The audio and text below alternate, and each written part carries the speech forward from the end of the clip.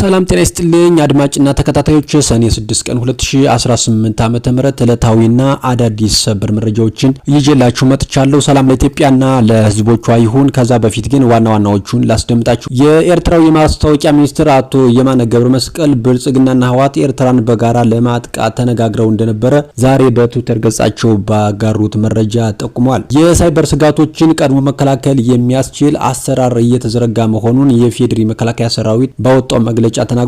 የሀገር ህልውና ለማስቀጠል አስፈላጊ የሆነው ሀገራዊ ምክክር ኮሚሽን በአዲስ አበባ ምክክር ማድረግ መጀመሩም ተገልጿል። እንዲሁም ጠቅላይ ሚኒስትር ዶክተር አብይ አህመድ 2 ዓመት ከመዋጋት 20 ዓመት መወያየት ይሻላል ያሉበትን ምክንያት ረዘም ባለ ዝርዝር መረጃ ይዤላችሁ መጥቻለሁ። እስከ ዝግጅታችን ፍጻሜ ድረስ አብራችሁን ቆዩ። በቅድሚያ ወደ ምናየው ዝርዝር መረጃችን ስናልፍ ኢትዮጵያ በረጅም ዘመን የሀገር መንግስት ግንባታ ታሪኳ ውስጥ በርካታ ውጣ ውረዶችንና የታሪክ ስብራቶችን አሳልፋለች። የመደመር እሳቤ እነዚህን ታሪካዊ ስብራቶች ጠግኖ ካለፉት መልካም ተሞክሮች በመነሳትና ስህተቶችን ደግሞ በጥንቃቄ በማረም ብሔራዊ መግባባትን ለመፍጠር በምሰሶነት የቆመ ፍልስፍና ነው። መደመር ከአክራሪና ከጠበቡ የማንነት ፖለቲካ ጥሮች በመውጣት ሰፊና አካታች በሆነ የሀሳብ የበላይነት ላይ የተመሰረተ ስርዓት እንዲገነባ መንገድ ይጠርጋል። ጦርነትና ግጭት በዜሮ ድምር ጨዋታ ላይ የተመሰረቱና ሁሉንም ወገን ተሸናፊ የሚያደርጉ አውዳሚ መንገዶች ናቸው። በጠረጴዛ ዙሪያ የሚደረገው እውነተኛ ምክክር ግን እያንዳንዱ ዜጋና የፖለቲካ ኃይል እኩል አትራፊና አሸናፊ የሚያደርግ ብቸኛው አስተማማኝ ጎዳና ነው። የመደመር እሳቤ ባለቤት የሆኑት የጠቅላይ ሚኒስትር አብይ አህመድ 2 ዓመት ከመዋጋት 20 ዓመት መወያየት ይሻላል የሚለው ታሪካዊ አባባል የዚሁ የምክክር እሳቤ ፍኖተ ካርታ ነው። ጠቅላይ ሚኒስትር ይህንን ያሉት ሚያዝያ 15 ቀን 2015 ዓ.ም ጦርነት ይብቃ ሰላምን እናጽና በሚል መሪ ሀሳብ በተዘጋጀ መድረክ ላይ ባደረጉት ንግግር ነበር። ጦርነት በጥቂት ቀናት ውስጥ የሚያደርሰው ሰብአዊ፣ ምጣኔ ሀብታዊና ማህበራዊ ውድመት ለብዙ አስርት ዓመታት የሚዘልቅ ጠባሳ ጥሎ የሚያልፍ ነው። እዚህ ደግሞ ከኢትዮጵያውያን በላይ ምስክር መጥራት አይቻልም ተብሏል። የጠቅላይ ሚኒስትሩ አባባል ታዲያ በጠረጴዛ ዙሪያ የሚደረግና የቱንም ያህል ረጅም ጊዜ የሚወስደው የሰላም ድርድር ከማንኛውም ኃይል አማራጭ እጅግ የላቀና አዋጭ መሆኑንም ያስገነዝባል። በጠመንጃ ኃይል የሚመጣ ዘላቂ ድል እንደሌለ ካለፈው ታሪካችን በላይ ምስክር የለም። ዘላቂና አስተማማኝ ድል የሚገኘው ልዩነቶችን በውይይትና በሀሳብ የበላይነት መፍታት ስንችል ብቻ ነው ተብሏል። ይህንን የመደመር ሰላማዊ መርህ በተግባር ለመተርጎም የሀገራዊ ምክክር ኮሚሽን ተቋቁሞ ሰፊ አጀንዳ ማሰባሰብና የባለድርሻ አካላት ልየታ አጠናቆ ለመጨረሻ ምክክር ቀን ቆርጧል። ይህም የምክክር መድረክ ያለፈ ታሪካችን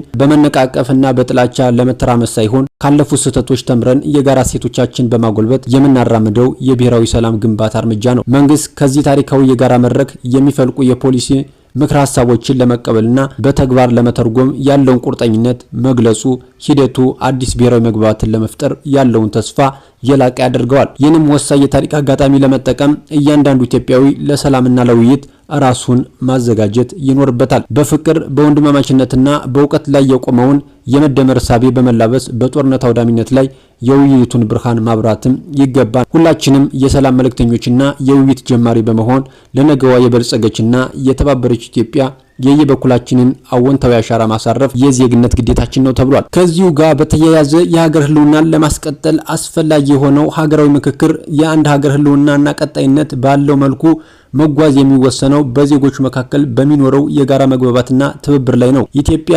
ያጋጠሟትን ውስብስብ ታሪካዊና ፖለቲካዊ ፈተናዎች በዘላቂነት ለመፍታት በአሁኑ ወቅት የጀመረችው ሀገራዊ ምክክር የተዛቡ ትርክቶችን ለማረምና አዲስ ምዕራፍ የመክፈት እድሉ ከፍ ያለ ነው። ኢትዮጵያ የረጅም ዘመን ታሪክ ያላት ሀገር ብትሆንም በተለያዩ የፖለቲካ ስርዓቶች ውስጥ እያለፉ እዚህ የደረሱ ማህበራዊ ቅሬታዎች አሉ። እነዚህን ማህበራዊ ቅሬታዎችን ደግሞ በውይይት ከመፍታት ይልቅ በኃይል ወደ ፍጠጥ ልማድ እየዳበረ መጥቶ ኢትዮጵያን መስቀለኛ መንገድ ላይ አቁሟት እንደነበር የቅርብ ጊዜ ትዝታችን ነው። ሀገራዊ ምክክሩ እነዚህን ያለፉ ታሪክ ጠባሳዎች በይቅርታ በውይይትና በእውነት ላይ በተመሰረተ መተማመን ለመገንባት ዋነኛ መፍትሄ ነው። በሀገር መንግስት ግንባታ፣ በህገ መንግስታዊ ማሻሻያዎች፣ በብሔራዊ ምልክቶችና በሌሎች መሰረታዊ የጋራ ጉዳዮች ላይ ያሉ ልዩነቶችን ማጥበብ የሚቻለው በጠረጴዛ ዙሪያ በሚደረግ ውይይት ብቻ ነው። ምክክሩ ሁሉንም የህብረተሰብ ክፍሎች በማሳተፍ በጋራ የሀገር ጉዳይ ላይ መግባባት መፍጠር አቅም አለው። በዓለም ታሪክ ውስጥ በትላልቅ የፖለቲካና የማህበረሰብ ቀውሶች ውስጥ ያለፉ በርካታ ሀገራት መሰል ሀገራዊ ምክክሮችን በማካሄድ ወደ ልማት መሻገር ችለዋል። ይህም የሚያሳየው ቁርሾና ጦርነት ችግሮችን በዘላቂነት መሆናቸውን፣ ጠረጴዛ ዙሪያ ድርድር ግን ሁሉንም አሸናፊ የሚያደርግ የችግሮች መፍቻ የመጨረሻ ቁልፍ መሆኑን ነው። ከባድ የእርስ በርስ እልቂት ያስተናገደችው ሩዋንዳ ማህበራዊ ትስስሯን መልሳ የገነባችው በባህላዊና ሀገራዊ ውይይት መድረኮች በመጠቀም ልዩነቷን በጠረጴዛ ዙሪያ በመፍታት ነው። ከዚህ በተጨማሪ የሰሜን አየርላንድ ለ30 ዓመታት የዘለቀውንና ማህበረሰቡን ለሁለት ከፍሎ የነበረውን ግጭት በፖለቲካዊ ውይይትና ድርድር መቋጨት ችላለች። እነዚህ የዓለም አቀፍ ተሞክሮች የሚያሳዩን ዘላቂ ሰላም የሚረጋገጠው በኃይል ሳይሆን በሐሳብ የበላይነት ላይ መሆኑን ነው። ሀገራዊ ምክክሩ የጥቂት አካላት ሳይሆን የሁላችንም የወደፊት ዕጣ ፈንታ የሚወሰንበት መድረክ በመሆኑ እያንዳንዱ ዜጋ ሂደቱን የመደገፍና የበኩሉን አስተዋጽኦ የማበርከት ብሔራዊ ኃላፊነትም አለበት ተብሏል። ወደ ሌላኛው ዝርዝር መረጃችን ስናልፍ ብልጽግናና ህወሓት ኤርትራን በጋራ ለማጥቃት ተነጋግረው ነበር ሲል የኤርትራ የማስታወቂያ ሚኒስትር የማነ ገብረ መስቀል ተናግረዋል። የኤርትራ መንግስት አዲስና ያልተሰማ ትርክት ይዞ ብቅ ብሏል። አቶ ጌታቸው ረዳና አምባሳደር ሬድዋን ሁሴን ከሰሞኑ አልጀዚራ ላይ ያደረጉትን ጽሑፍ ተከትሎ ከአስመራ ምላሽ ተሰጥቷል። የአገሪቱ የማስታወቂያ ሚኒስትር አቶ የማነ ገብረ መስቀል በጽሑፉ ላይ የቀረቡትን ሁሉንም ክሶች አጣጥለዋል። የማነ ገብረ መስቀል በትዊተር ገጻቸው ላይ ባሰፈሩት ምላሽ የባለስልጣናትን ንግግር በሐሰት በማታለልና በተሳሳተ መረጃ የተሞላ ሲሉም አጣጥለውታል። አቶ የማነ ምላሻቸው በመቀጠል ይልቁንም ዛሬ ክስ እያቀረቡብን ያሉት አካላት የፕሪቶሪያው ስምምነት ከመፈረሙ ከጥቂት ወራት በፊት በጅቡቲና ሼልስ በሚስጥር ተገናኝተው በኤርትራ ላይ የጋራ ወረራ ለመፈጸም ሲዶሉት ነበር በማለት ከዚህ በፊት ያልተሰሙ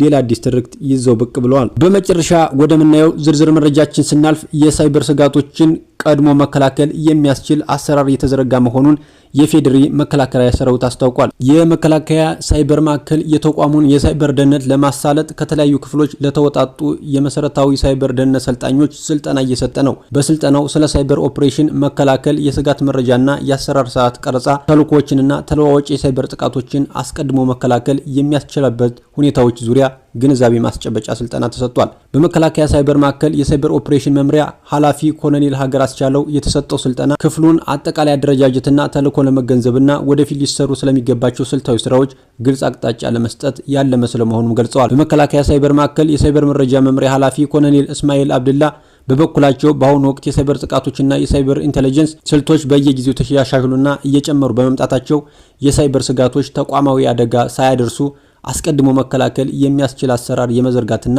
ሙያተኛን የማበልጸግ ተግባር በሰፊው ሊሰራ እንደሚገባ መመላክቷል። የሳይበር ደህንነት ከበር ጥበቃ ይጀምራል ያሉት በመከላከያ ሳይበር ማዕከል ሳይበር መከላከል መምሪያ ኃላፊ ኮሎኔል ንጋቱ በቀለ የሚከሰቱ የሳይበር ጥቃቶችን ለመመከትና የተቋም ሀብቶች ከጥቃት ለመጠበቅ ቀጣይነት ያለው ግንዛቤ የመፍጠር ስራና ቀጣይነት ያለው ቁጥጥር እንደሚያስፈልግም ጠቁመዋል። በሳይበር ደህንነት ስራዎች ላይ ወጥነት ያለው አሰራር እንዲሰፍን፣ ተጋላጭነት እንዲቀንስ፣ የተቋማዊ ቴክኖሎጂ መሰረተ ልማት በዓለም አቀፍና አገር አቀፍ ስታንዳርዶች መሰረት አድርጎ እንዲመራ ለማድረግ እና ቴክኖሎጂው አቅምን ወደ ላቀ ደረጃ ለማሸጋገር በፈጠራና ልማት ላይ ትኩረት አድርጎ መስራት ይገባል ያሉት ደግሞ መከላከያ ሳይበር ማዕከል የሳይበር አሰራር ስርዓትና ስታንዳርድ ዝግጅት መምሪያ ኃላፊ ኮሎኔል ተስፋዬ ደመላሽ ናቸው። አስተማማኝ የሳይበር ደህንነት ስርዓት መዘርጋት፣ ምርምርና ፈጠራን ማበረታታት፣ የሰው ኃይል ንቃተ ህሊናን ማሳደግና ዓለም አቀፍና አገር አቀፍ ስታንዳርዶችን መተግበር እንደሚገባ መመላክተዋል። አድማጭና ተከታታዮች ለሰዓቱ ይዤላችሁ የመጣው አዳዲስ መረጃ ይመስላል። በሌሎች አዳዲስ መረጃዎች እመለሳለሁ። እስከዚያው ግን መልካም ጊዜ